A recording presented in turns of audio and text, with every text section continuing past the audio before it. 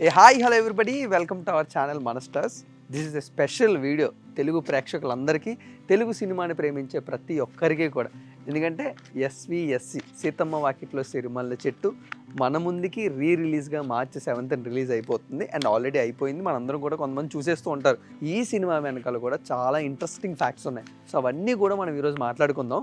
First అసలు cinema ఎలా start అయింది అనేది మనం మాట్లాడుకుంటే, సో అప్పటికి కొత్త బంగారు లోకం చేసేసి శ్రీకాంత్ అడ్డాల గారు నెక్స్ట్ స్టోరీ ఆల్రెడీ ఒక స్టోరీ లైన్గా, ఒక ప్లాట్ లైన్గా ఒక ఇద్దరు బ్రదర్స్ స్టోరీ అని అనుకుని ఫిక్స్ అవ్వడం జరిగింది. అండ్ అప్పటికి 8 years journey with Dil Raju గారితో ఉండటం వల్ల సో ఈ స్టోరీ లైన్ కూడా దిల్ రాజు గారికి శ్రీకాంత్ అడ్డాల గారు చెప్పారు. బట్ వెంటనే దిల్ రాజు గారు ఒక ఇద్దరు హీరోలతో ఒక సినిమా అంటే ఇది చాలా ప్రాబ్లం అవుతుంది, సో ఫస్ట్ అసలు ఇద్దరు హీరోలు అనేది మైండ్లోంచి తీసేసి సో ఫస్ట్ నువ్వు స్టోరీని డెవలప్ చేయని మన శ్రీకాంత్ అడ్డాల గారికి చెప్పడం జరిగింది.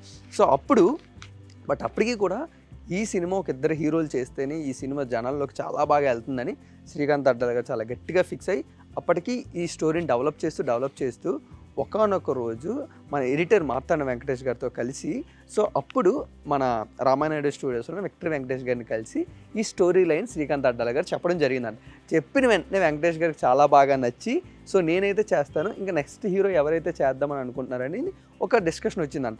సో వెంటనే ఇది దిల్ రాజు గారికి చెప్పడం, మళ్ళీ అవతల రోజు వెంటనే దిల్ రాజు గారు వెళ్ళి విక్టర్ వెంకటేష్ గారిని కలిసినప్పుడు సో మరొక హీరో ఎవరైతే బాగుంటుంది అని అన్నప్పుడు ఇక్కడ ఒక సర్ప్రైజింగ్ ఇంట్రెస్టింగ్ న్యూస్ ఏంటంటే, ఇప్పుడు మనం చిన్నోడుగా మహేష్ బాబు గారిని చూస్తున్నాం కానీ అప్పుడు వెంకటేష్ గారు సజెస్ట్ చేశారంట పవన్ కళ్యాణ్ గారు అయితే ఎలా ఉంటుంది, చిన్నోడి క్యారెక్టర్కి ఎలా ఉంటుందని. ఇలాంటి డిస్కషన్స్ కొన్ని పేర్లలోని వెంకటేష్ గారే మన పవన్ కళ్యాణ్ గారి పేరు కూడా సజెస్ట్ చేయడం జరిగింది.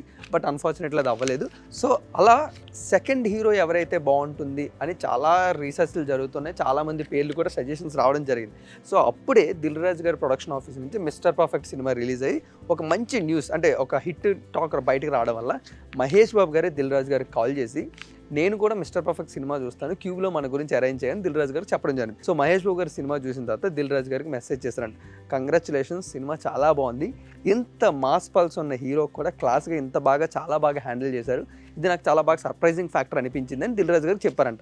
సో దిల్ రాజు గారు వెంటనే అవతల రోజు దూకుడు షూటింగ్ టైంలోనే మహేష్ బాబు గారిని వెళ్ళి కలిశారంట.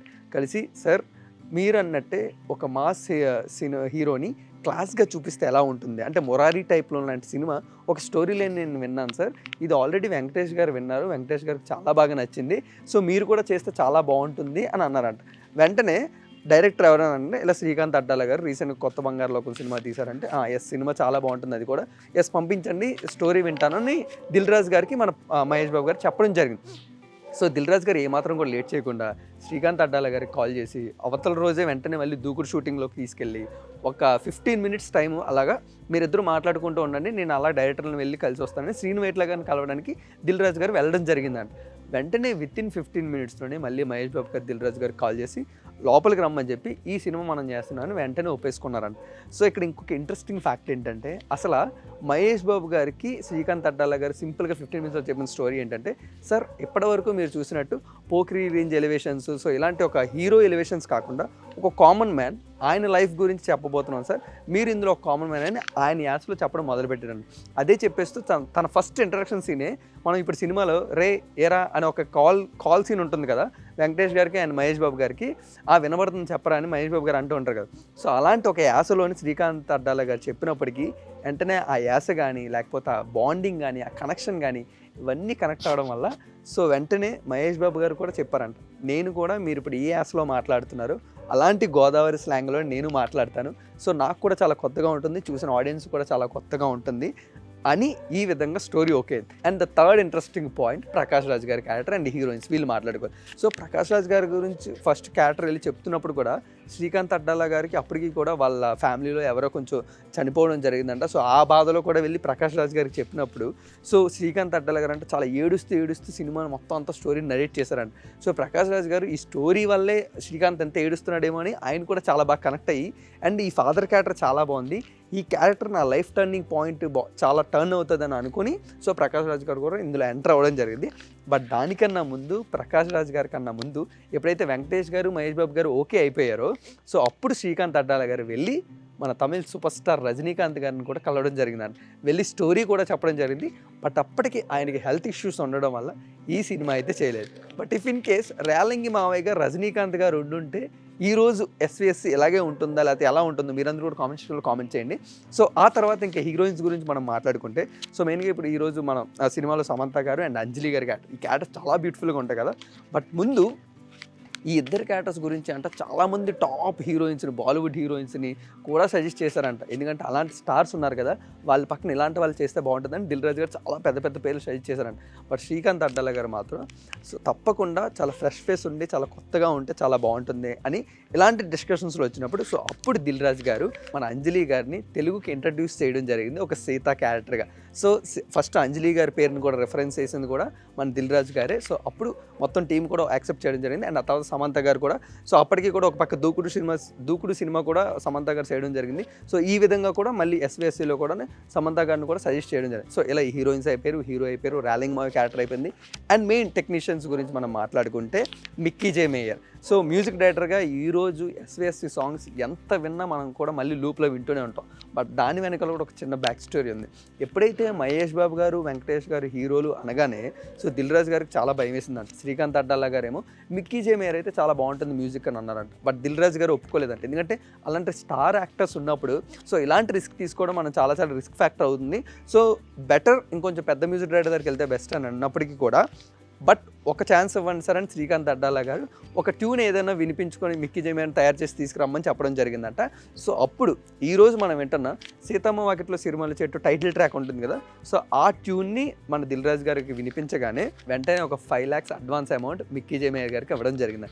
ఇచ్చేసి ఎస్ ఇంకా మీరే మాకు మ్యూజిక్ డైరెక్టర్ అని ఇలా ఈ విధంగా యాక్టర్స్ కానీ టెక్నీషియన్స్ కానీ ఫైనల్గా కంప్లీట్ చేసుకొని, అండ్ ఆ తర్వాత మళ్ళీ చాలా లెంతీ, ఎందుకంటే ఆల్రెడీ ఫస్ట్ కొత్త హీరోలతో ఈ సినిమా చేద్దాం అనుకుని శ్రీకాంత్ అడ్డాల గారు ఈ స్టోరీని కంప్లీట్ చేసుకున్నారు. బట్ ఎప్పుడైతే మహేష్ బాబు గారు, వెంకటేష్ గారు వచ్చారో మళ్ళీ ఇంకొకసారి కూర్చొని మళ్ళీ ఇంకొక నరేషన్ రాసుకొని సో ఫైనల్గా స్క్రిప్ట్ అంతా కంప్లీట్ చేసి సో మనకి January 12th 2012 ఈ టైంలో January 12th 2012 ఈ డేట్ని అయితే మనకు షూటింగ్ అయితే స్టార్ట్ చేయడం జరిగింది సీతమ్మ వాకిట్లో సిరిమల్ల చెట్టు. సో వీళ్ళు అదే కాకుండా అప్పటికి మన దిల్ రాజు గారు చాలా సినిమాలు చేశారు, చాలా బిగ్గెస్ట్ హిట్లు చేశారు. బట్ ఎన్ని పెద్ద సినిమాలు చేసినా, ఎంత పెద్ద స్టార్లు చేసినా ఆ టైంకి ఎక్కువ రోజులు అవుట్డోర్ షూటింగ్లు చేసిన సినిమా ఏదన్నా ఉందంటే ఆయన కెరీర్లో సీతమ్మ వాకిట్లో సిరిమల్ల చెట్టు. ఆ టైం వరకు ఎందుకంటే తణుకు వెళ్ళారంట, గుజరాత్ వెళ్ళారంట, కేరళ వెళ్ళారంట, వైజాగ్ వెళ్ళారంట. సో ఇలా చాలా ప్లేసెస్ వెళ్ళి చాలా అవుట్డోర్ షూటింగ్లు ఇలాంటి స్టార్స్తో కూడా ఆయన అయితే చాలా సక్సెస్ఫుల్గా కంప్లీట్ చేసుకొని రావడం జరిగిందంట. సో ఈ విధంగా షూటింగ్ January 12th 2012 స్టార్ట్ చేస్తే మనకి October mid 2012కి మొత్తం షూటింగ్ అంతా కంప్లీట్ చేసుకున్నారు. అండ్ ఇక్కడే ఇంకొక ఇంట్రెస్టింగ్ న్యూస్ ఏంటంటే, సో ప్రతి ఇయర్ దిల్ రాజు గారు ప్రొడక్షన్ ఆఫీస్ నుంచి ఒక సినిమా రావాలి అని ఆయన ఫస్ట్ నుంచి కూడా పెట్టుకోవడం జరిగింది. సో 2011 వరకు మీరు చూస్తే ఆయన ఫిల్మోగ్రఫీ ఎవ్రీ ఇయర్ ఒక సినిమా తప్పకుండా ఉంటుంటుంది. బట్ 2012లోనే ఆయన నుంచి ఒక్క సినిమా కూడా ఉండదు. బట్ చాలా ట్రై చేశారు. బట్ అప్పటికి 2 big stars అవడం అండ్ చాలా అవుట్డోర్ షూటింగ్లో పోస్ట్ ప్రొడక్షన్ ఇలా అవడం వల్ల 2012లోనే వాళ్ళకి రిలీజ్ చేయడం అవ్వలేదంట. సో ఫైనల్గా వాళ్ళు September 2nd రిలీజ్ చేద్దామని ఒక డేట్ని కూడా కన్ఫర్మేషన్ చేసుకున్నారు. బట్ అప్పటికి కూడా వర్క్ కంప్లీట్ అవ్వకపోవడం వల్ల సో అప్పుడు మహేష్ బాబు గారు సజెస్ట్ చేశారంట, ఇది ఒక మంచి ఫ్యామిలీ ఎంటర్టైనర్ సినిమా కదా, సో ఇలాంటి సినిమా సంక్రాంతికి వస్తే మన ఫ్యామిలీ ఆడియన్స్ అందరికి కూడా ఒక మంచి సినిమా ఇచ్చినట్టు అవుతుందని మహేష్ బాబు గారు సజెస్ట్ చేయడం అండ్ మొత్తం అందరూ కూడా దాన్ని ఓకే అనడం. సో అప్పుడు ఫైనల్గా ఈ సినిమా మనకి January 11th 2013 సంక్రాంతి పండగ మన తెలుగు ఫ్యామిలీ ఆడియన్స్ ముందుకు మనకైతే రావడం జరిగింది. సో మెయిన్గా చెప్పాలి అంటే ఈ సినిమా క్లైమాక్స్ మనందరికీ చాలా హార్ట్ టచింగ్గా ఉంటుంది. అండ్ బ్రదర్స్ ఉన్న వాళ్ళకి ఇంకా బాగా కనెక్ట్ అవుతూ ఉంటాం. బట్ ఆ క్లైమాక్స్ వీళ్ళు ఒక 12 to 13 days షూట్ చేశారంట. అండ్ ఫైనల్గా 2-3 daysలో ఇంకా కంప్లీట్ చేసేయాలి. ఇంకా వెంకటేష్ గారు షాడో సినిమాకి వెళ్ళిపోవాలి అండ్ ఆ తర్వాత మహేష్ బాబు గారు ఏమో మిగతా సినిమాలతో బిజీ అయిపోవాలి. ఇలా అనుకున్న టైంలోని సో అప్పటికి మన ప్రకాష్ రాజ్ గారి క్యారెక్టర్ కూడా ఉంది. అండ్ ఆయన వచ్చి వీళ్ళిద్దరి మధ్యలో కూర్చొని మాట్లాడుతూ ఉంటారు కదా, సో ఆ క్యారెక్టర్ ఉన్నప్పుడు సో ఇప్పుడు ప్రకాష్ రాజ్ గారిది ఎలా అయినా ఒక హాఫ్ డేలో అయిపోతే ఇంకా మిగతా 2.5 daysలోనే 1.5 daysలో మనది కంప్లీట్ అయిపోద్ది అని వీళ్ళు అనుకున్నారంట, హీరోస్ అందరూ అండ్ టీం అంతా. బట్ అన్ఫార్చునేట్లీ కొంతమంది జూనియర్ ఆర్టిస్టుల వల్ల కానీ లేకపోతే లైట్ ఇష్యూ వల్ల కానీ ప్రకాష్ రాజ్ గారితే ఓన్లీ అలా 1.5 day కంప్లీట్ అయిపోయిందంట. సో అప్పటికి 1.5 డే కంప్లీట్ అయిపోయినప్పుడు ఇంకా హాఫ్ డే ఉంది అని అందరూ భయపడుతున్నప్పుడు సో అప్పుడు మెల్లగా దిల్ రాజు గారు వెంకటేష్ గారి దగ్గరకు వచ్చి రేపటి నుంచి వెంకటేష్ గారు షాడో షూటింగ్ వెళ్ళిపోవాలని. సార్ ఇది ఈరోజు కంప్లీట్ అయ్యేలేదు, ఇంకొక రోజు టైం ఇస్తే చాలా బెస్ట్. సో ఏదో ఒకలా మీరు ఏదో చేసే షాడో షూటింగ్లోంచి ఒక డేట్ మాకు ఇవ్వండి సార్, ఒక్కరోజు మాకు ఇస్తే మా షూటింగ్ కంప్లీట్ అయిపోద్ది అని అన్నప్పుడు వెంకటేష్ గారు అప్పటికి తల మొత్తుకుంటూ సరే ఏదోలా ట్రై చేద్దాం అని అనుకున్నాను. సో అప్పుడు ఇంకా లాస్ట్ ఆఫ్టర్నూన్ 2 to 3 ఈ టైంలోనంట స్టార్ట్ చేయడం జరిగిందంటే క్లైమాక్స్. ఒక 3 కెమెరాస్ 3 యాంగిల్స్లో పెట్టుకొని సో అప్పుడు స్టార్ట్ చేశారంట. వితిన్ 1 టేక్లోని 10 నిమిషాల్లోనే మొత్తం అంతా కంప్లీట్ అయిపోయిందంట క్లైమాక్స్. అండ్ అదే కాకుండా ఇంట్రెస్టింగ్ థింగ్ ఏంటంటే వాళ్ళు 10-15 సార్లు మళ్ళీ ఆ ఫుటేజ్ని చూస్తున్నారంట. ఒక్క టేక్లోనే కంప్లీట్ అయిపోవడం ఏంటి, అలా అవ్వదు కదా పాసిబుల్ అని. సో 10-15 సార్లు చూస్తూ ఉన్నా సో మనకి ఇంకా ఫైనల్గా ఈ టేక్ ఓకే అయిపోయింది, ఎలాంటి మిస్టేక్స్ లేవు. సో అని ఫైనల్గా శ్రీకాంత్ అడ్డాల గారు దాన్ని ఓకే చేయడం అండ్ దిల్ రాజు గారు కూడా ఓకే చేశాడు. అండ్ ఫైనల్గా మహేష్ బాబు గారు అండ్ వెంకటేష్ గారు కూడా చాలా హ్యాపీ ఫీల్ అయిపోయారు. బట్ ఈ క్లైమాక్స్ ఎలా వర్కౌట్ అయిందంటే వాళ్ళిద్దరి మధ్యన అసలు వాళ్ళ కెమిస్ట్రీ ఎలా వర్కౌట్ అయిందో ఒకసారి ఆలోచించండి. అండ్ ఈ కెమిస్ట్రీ కూడా వాళ్ళిద్దరు కష్టార్జితం చాలా ఉంది. ఎందుకంటే సినిమా షూటింగ్ స్టార్ట్ అయినప్పటి నుంచి కూడా ఎవ్రీడే ఎవరి సీన్స్ ఎప్పుడు ఉన్నాయి, ఎవరి సీన్స్ లేకపోయినా సో ప్యాకప్ అయిన మరుక్షణం అంటే 1 గంట 2 గంటలు వాళ్ళిద్దరూ కూర్చొని సో మనం బ్రదర్స్గా ఈరోజు ఎలాంటి షూటింగ్ చేసాం, ఇంకా ఎలా చేస్తే మనం బాగుంటుంది అని వాళ్ళిద్దరూ ఎప్పటికప్పుడు రిహార్సల్ చేసుకునేవారంట, ఎప్పటికప్పుడు మాట్లాడుకునేవారంట. అసలు ఓన్ బ్రదర్స్గా ఉంటే ఎలా ఉంటుంది అని ఇలాంటివి కూడా చాలా మాట్లాడుకున్నారు. సో అందుకే ఈరోజు మీరు ఎప్పుడన్నా ఒకసారి మళ్ళీ యూట్యూబ్లోకి వెళ్ళి ఆడియో లాంచ్ చూస్తే సో వాళ్ళిద్దరు ర్యాపో ఈరోజు ఆడియో లాంచ్లో కూడా చాలా చాలా బాగుంటుంది. అంటే ఒక రియల్ బ్రదర్స్ ఎలా మాట్లాడుకుంటారో అలాగే ఉంటుంది వాళ్ళ స్పీచెస్ కానీ, వాళ్ళ కాంబినేషన్ కానీ, వాళ్ళ కెమిస్ట్రీ కానీ.